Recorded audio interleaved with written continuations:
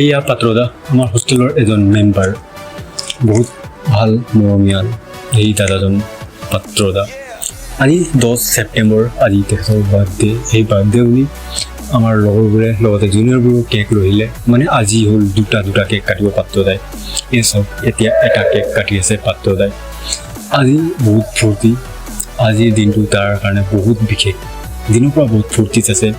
কিছুমানক সেই দিনতে আনি চিগুৰা খোৱালে আৰু এতিয়া এইয়া কেক কটা পৰ্ব ইয়াত গোটেই নাচিছে বাগিছে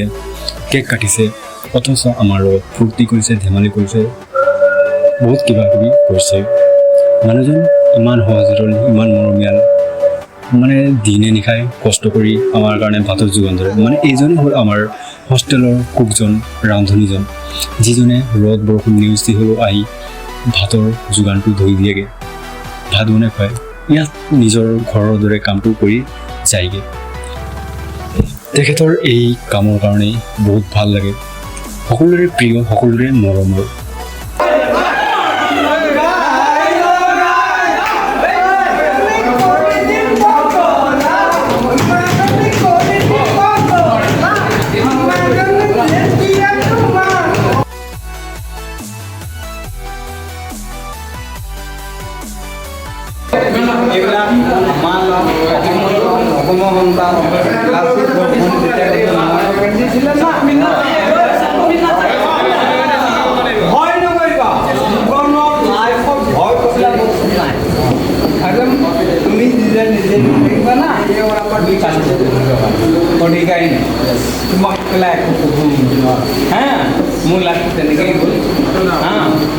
কিন্তু এটা কথা দেই পাত্ৰদাৰ এটা ফেমাছ ডাইলগ আছে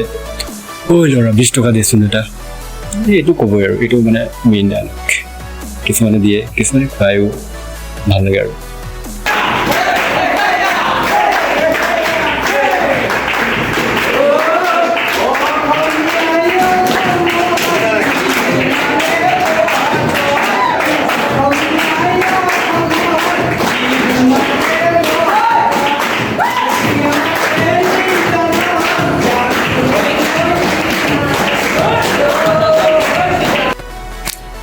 আৰু ৰাতিলৈ বুলি কেইটামান হাঁহৰ যোগান ধৰিলে